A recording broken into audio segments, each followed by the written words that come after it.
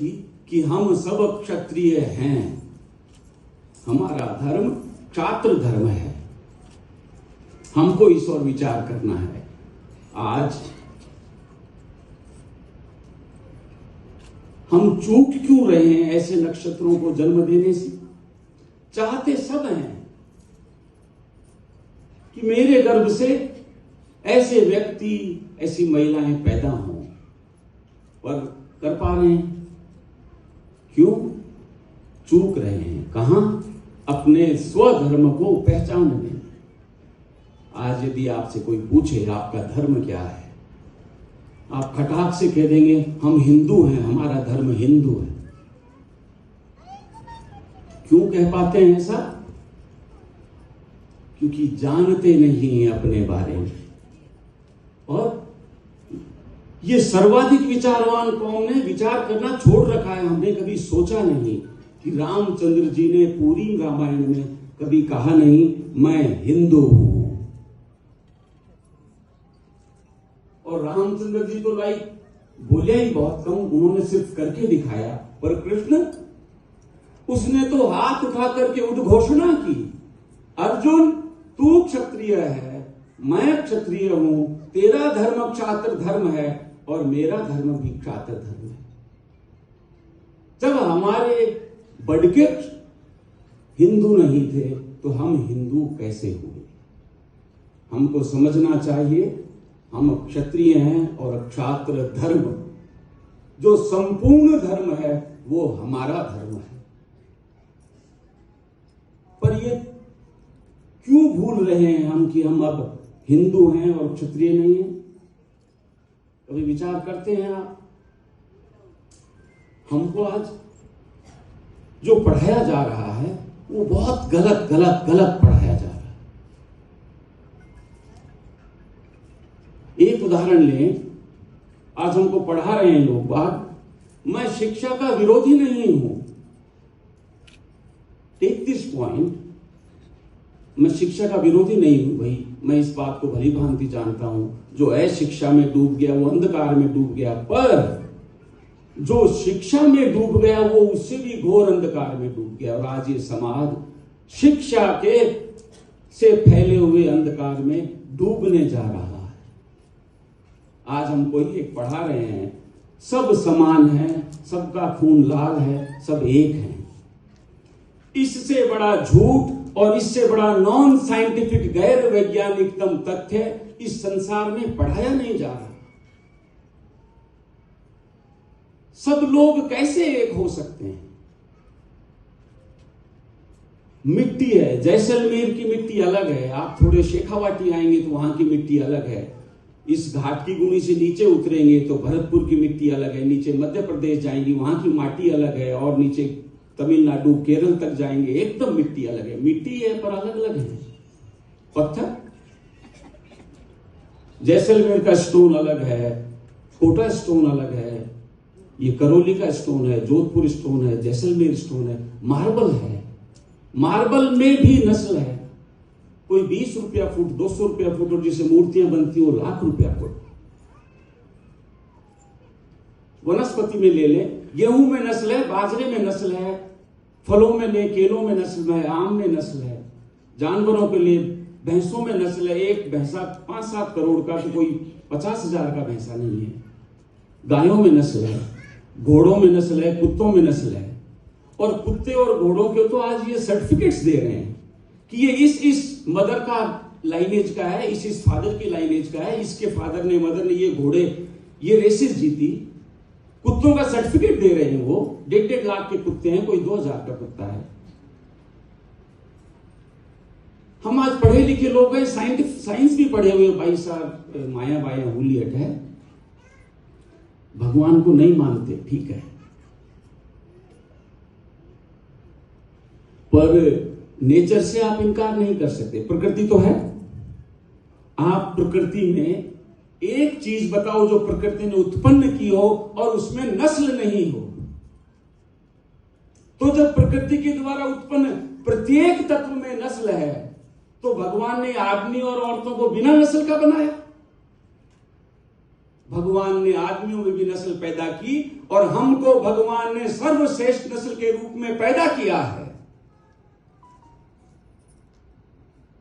पर इस बात को बताने वाले लोग और महिलाएं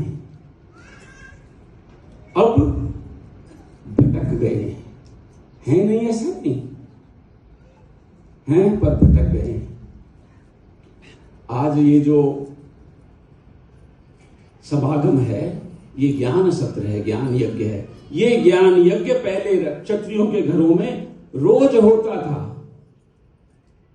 पोड़ के 12, 8 उलेर 60 तक का पुरुष बैठता और पोड़ के माए में माया बाया बैठती, वचन गाती, पुरानी नई बातें करती और 12 वे लोग क्षत्रिय धर्म, इतिहास, संस्कृति के बारे में बातें करते बच्चों से। और 60 वर्ष के व्यक्ति का ज्ञान परकोलेट होते होते 8 वर्ष के बच्चों में चला जाता था। और जब 18 साल के 22 आया बना को जब हम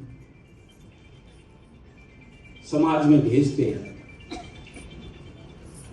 तो वो एक क्षत्रिय मानसिकता के बालक को हम समाज को देते थे, जिससे अन्य समाजों के लोगों का उसमें भरोसा उत्पन्न होता, ये क्षत्रिय है।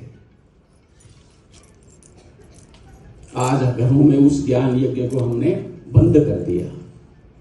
उस ज्ञान यज्ञ को, ज्ञान सत्र को पुनः आरंभ करें।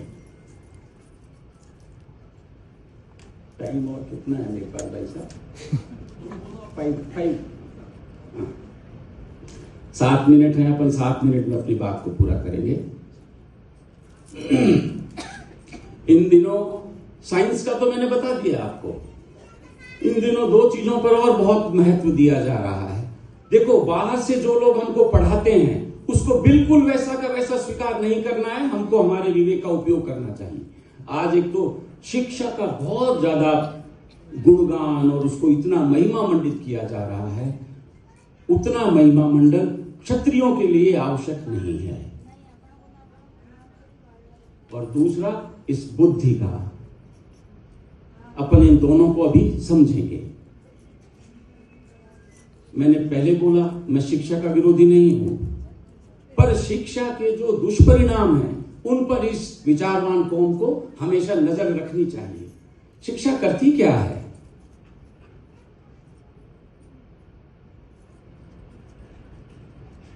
पढ़ने से आपकी बुद्धि बढ़ती है। तो जैसे जैसे बुद्धि का विकास होता है, आपको आश्चर्य होगा यदि कोई माई बाई रामायण को या पुराणों को पढ़ने का रुचि रखती होंगी, तो हमारे पुराणों में या शास्त्रों में कभी भी शिक्षित व्यक्ति की महिमा नहीं गाई गई। हमारे यहां विद्वानों को बड़ा बताया, विद्वानों की महिमा गाई गई। विद्वान और शिक्षित में रात और दिन का फर्क है। शिक्षा क्या करती है? आपकी बुद्धि को बढ़ाने लगती है। जैसे जैसे बुद्धि बढ़ती है वैसे वैसे आपके भाव कम होने लगते हैं। एक किसी शायर ने कहा है बहुत सुंदर तरीके से, जैसे जैसे अक्ल बारीक हुई जाती है, रूह मेरी कमजोर हुई जाती है। जैसे जैसे शिक्षा बढ़ेगी आपके हृदय के भावों को खाएगी। जैसे जैसे बुद्धि का विकास होगा आपके भाव शुष्क होते चले जाते हैं। बुद्धि आ जाए ना जी। तो ये सिर्फ बढ़ी हुई बुद्धि और सूखे हुए भावों के व्यक्ति असंतुलित मानसिकता के होते हैं। तो विद्वान कौन है? जिसने बुद्धि को बढ़ाया है पर उसने भावों को सूखने नहीं दिया, तो उसका उच्च कोटि के बढ़े हुए भाव और बुद्धि में भी उच्च कोटि का, उसको हमने विद्वान कहा। इतना दिन तो है पुरुष ही भावों सूख्या, अब माया वाया में भी भाव सूख बार लाग गयो है। इससे बचो। और दूसरा, बुद्धि शिक्षा क्या करती है? आपको अधिकारों के प्रति जागरूक करती है। मस्तिष्क में वो न्यूरॉन्स, वो हिस्से जागृत होने लगते हैं, उन हिस्सों में ऊर्जा ज्यादा बहने लगती है जो आपको अधिकारों के प्रति सचेत करती है, पर अधिकारों के प्रति तो जागरूक होने लगते हैं आप, पर कर्तव्यों के प्रति सोने लगते हैं। आपको आपके अधिकार दिखते हैं, पर आप ये भूल जाते हैं मैं किसी की माँ हूं, उसके नाते मेरा कर्तव्य है, किसी की बहन हूं, उसके नाते मेरा कर्तव्य है। हम पुरुष भूल जाते हैं मैं किसी का भाई हूं, जवाई हूं, बहनोई हूं, साला हूं, इसके नाते मेरे कुछ कर्तव्य हैं। और फिर जब हम स्वार्थी होने लगते हैं, हर जगह मेरा ही अधिकार, तो स्वार्थी लोगों के साथ कोई नहीं रहना चाहता। उससे समाज में हम टूटन फूटन पैदा करते हैं जो परिवार तक आ जाती है। ये शिक्षा का दूसरा दोष है जिससे हमको बचना है। समझ लें इस बात को कि ये जो अधिकारों की बात है ये अप्राकृतिक बात है, अननेचुरल। प्रकृति में अधिकार कहीं है ही नहीं। सूर्य, चंद्र, तारे, नदियां, झरने, समुद्र, वनस्पति, पहाड़, ये सब सिर्फ और सिर्फ कर्तव्य रात दिन करते हैं।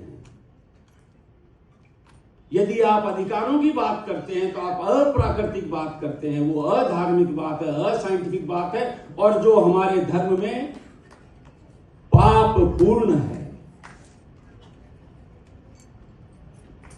तो इस बात को समझेंगे, पर ये प्रॉब्लम सुनाई 2 मिनट और चाहिए। इसका सॉल्यूशन क्या है? अपने बड़कों में पूर्ण विश्वास रखो भाई। वह अपना ने लांग्या लागे हैं, पर वह लांग्या हा को नहीं। मैं जब छोटो तो वहां का मदर मन कहता तेरा भागू मतलब मेरी दादी साहब तने गोदी में, तेरा पापा जी तने गोदी में ले लेता बाबू के सामने, तो बाबू ने रीस आती। अब देखो मेरे फादर प्रहलाद सिंह लिखते हैं नाम कि देखो पहलू ने लाज को नहीं आवे, वो मेरे सामने बेटा ने गोदी में खिलावे।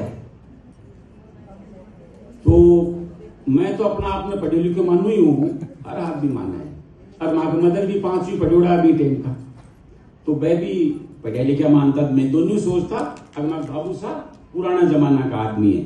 जी अभी मैंने मेरे लिए कह दिया इंस्टाग्राम खोल रखा है, पुराना जमाना का। फिर जब अच्छे लोगों में बैठने लगे, देखिए समाज में क्या चीज ठीक है और क्या ठीक नहीं है आप कब जान सकते हैं? आप पैसे वाले होकर के नहीं जान सकते, आप बड़े नेता बन के नहीं जान सकते, आप बड़े पद वाले होकर के भी नहीं जान सकते। आप ठीक क्या है क्या ठीक नहीं है कब जान सकते हैं? जब आपने अच्छे लोगों का संग किया है तब। तो जब अच्छे लोगों के साथ उठने बैठने लगा, एक दिन ये बात मैंने चर्चा की तो उस व्यक्ति ने कहा थे पढ़ा लिखा बेवकूफ हो। बोला हमारे समाज में माता और पिता के सामने पिता ही नहीं, माता भी यदि बच्चे को लेकर के खिलाती है तो उसको असभ्य आचरण की श्रेणी में डाल दिया गया, अनसिविलाइज्ड बिहेवियर। मैंने कहा ऐसे? बोला हाँ। तो बोलो टाबर फिर, बोलो टाबर धरतिया में थोड़ी उड़तो, फिर वो मासी कहे, बुआसा कहे, काकोसा कहे, भाबूसा कहे, दादीसा कहे, आकी सबकी गोदिया में, पड़ोसिया की गोदिया में खेल तो। और जब आप सोचो 6 महीना को टाबर इतना लोगों के बीच में खेल तो, साइकोलॉजिकली मनोवैज्ञानिक रूप से उसमें ये बॉन्डेज पैदा हो जाता है, एक बंधन मोह पैदा हो जाता है, ऐ सब मेरा है। फिर लड़ाइयां भी हो जाती तो चाह करके भी वो अलग नहीं हो सकता था इनसे। और आज वो बालक सिर्फ मां और पिता की गोद में खेलता है। फिर वो बड़ा होता है, उसको गांव ले जाते हैं और उसको कहते हैं तेरा भाबूसा है बेटा है, तेरा काकोसा है। हम उसको जोड़ने की कोशिश करते हैं, अब वो चाह करके भी जुड़ नहीं पाता, पहले वो चाह करके भी हट नहीं सकता। आ तो सिस्टम वो लांगिया को, और वो सिस्टम है महालोगा को। समझो भाई, एक इसमें अपन सारी बातें नहीं कर सकते, पर मैंने एक हमारे उस उच्च समाज की एक झांकी देने की आपको कोशिश की है। मैं इस कामना और आशा के साथ मैं आप लोगों से विदा लेता हूं, वाणी को विराम दूंगा कि आप लोग इन सब बातों पर विचार करेंगे और आपको पुनः जय गोपीनाथ जी के अर्ज करके अपनी वाणी को विराम देता हूं। जय गोपीनाथ जी।